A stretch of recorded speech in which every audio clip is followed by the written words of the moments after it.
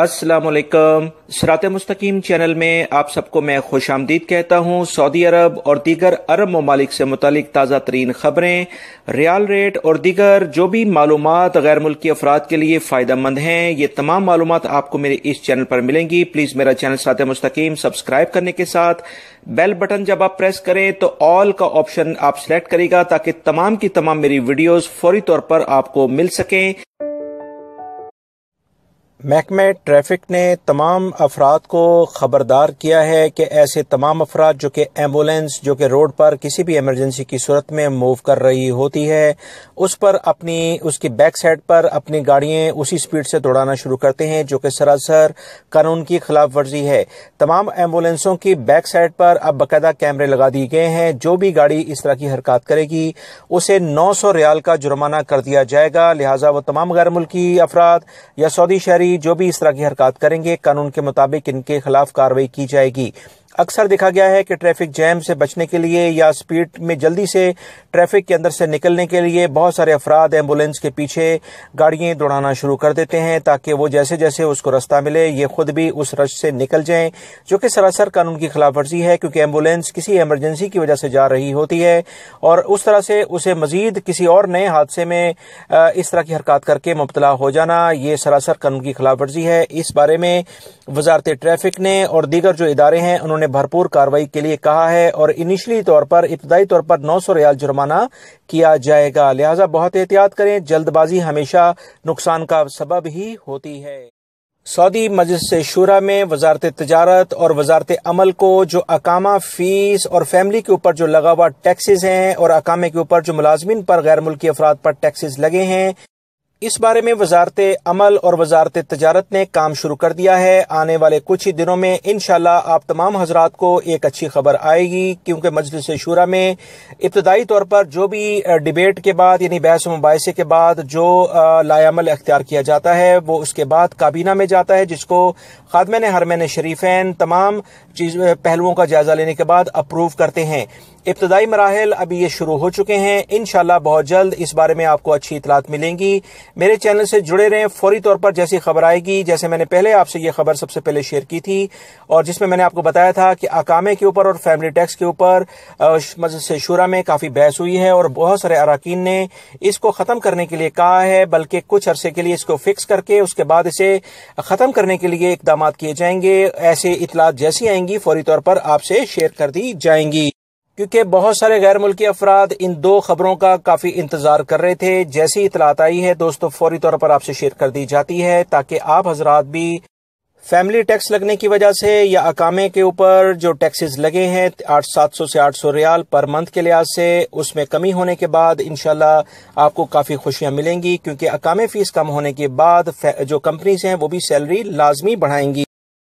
दोस्तों मैंने आप हजरात से कल खबर शेयर की थी कि मदीना मुनव्वरा से कुछ 170 किलोमीटर दूर अल हिजरा रोड पर रियाद से जाने वाली एक बस को हादसा पेश आया है। ये बस जैसे ही मदीना मुनव्वरा क्रॉस करके मक्का की जानिब मूव कर रही थी तो ये एक हादसे का शिकार हो गई, जिसमें सवार 35 अफराद जो थे मुसलमान वो शहीद हो गए हैं। इस बारे में मजीद जो इतलात आई हैं कि इसमें 10 पाकिस्तानी हैं। लाशें काफी ज्यादा जल चुकी हैं, जिसकी वजह से शिनाख्त में काफी मुश्किलात पेश आ रही हैं। ये इतलात मिली हैं कि ये रियाद ये जो भी अफराद थे इनका ज्यादातर ताल्लुक जो है वो रियाद से था। लिहाजा आप तमाम हजरात जो भी आपके रिलेटिव रियाद में रहते हैं उनकी खैर वाफियत पता करें ताकि खुदा न खास्ता कोई इसमें वो शख्स शामिल ना हो।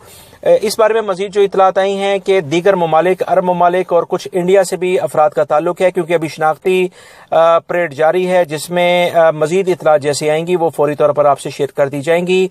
अल्लाह रब्बुल इज़्ज़त इन तमाम मुसलमान जो कि नेक नियति के साथ उम्र की सादत हासिल करने जा रहे थे, इनके को गुनाहों को बख्शे और इन्हें जन्नत फिरदौस में आला मुकाम अता फरमाए। नबी पाक सल्लल्लाहु अलैहि वसल्लम की हदीस पाक है कि तीन मुकामात की जानिब जो भी कदम मुसलमान उठाता है उसका बहुत वाज़िह तौर पर और बड़ा सवाब है। मस्जिदुल हराम, मक्कातुल मुकर्रमा, मदीना मुनव्वरा, मस्जिदुल नबवी और बैतुल मुक़द्दस की जानिब जो भी लोग सफ़र करके जाते हैं उनका एक एक कदम इबादत में शुमार होता है। इन अफराद को अल्लाह रब्बुल इज़्ज़त अजर अज़ीम अता फरमाए, आमीन।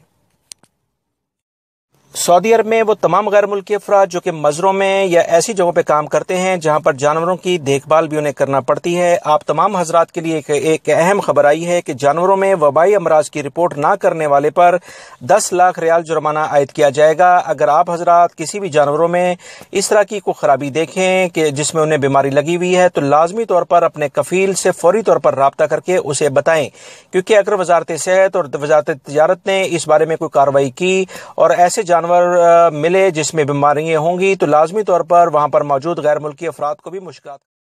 اللہ رب العزت نے اس کائنات میں انسانوں کے لحاظ سے سب سے پہلا جو رشتہ قائم کیا وہ میاں بیوی کا حضرت آدم علیہ السلام اور حضرت اما حوا کے درمیان ہی قائم کیا ہے۔ لہٰذا میاں بیوی یعنی شوہر اور بیوی کا جو رشتہ ہے یہ کائنات میں سب سے پہلے انسانوں میں جو رشتے قائم ہوئے اس میں پہلی تخلیق اللہ رب العزت کی ہے۔ اس بارے میں ایک عجیب خبر آئی ہے کہ مصر میں ایک خاتون نے اپنے بیمار شوہر کو ڈاکٹر کی ہدایت کے مطابق قربانی دیتے ہوئے اپنے جگر کا کچھ حصہ عطیہ کیا تاکہ اس کی صحت اچھی ہو جائے۔ اس کے شوہر نے اس کے اس قربانی کو بالکل بھی اہمیت نہیں دی۔ جیسی وہ صحت مند ہوا اس کے بعد اس نے اس کو مار پیٹ کر گھر سے نکال دیا اور طلاق دے دی۔ اللہ رب العزت کسی بھی رشتے کے درمیان جو پیار و محبت قائم کرتے ہیں اس میں خاص طور پر میاں بیوی کے رشتے کے بارے میں کافی اہمیت کے لیے کہا جاتا ہے کہ کیونکہ میاں بیوی کے رشتے کے درمیان جو دراڑیں آتی ہیں طلاق تک نوبت جاتی ہے، اس سے سب سے زیادہ خوشی اگر کسے ہوتی ہے تو وہ شیطان ہوتا ہے۔ شیطان نہیں چاہتا کہ کسی بھی معاشرے میں سکون ہو، کیونکہ کوئی بھی معاشرہ خاندانی نظام سے مل کر ہی بنتا ہے۔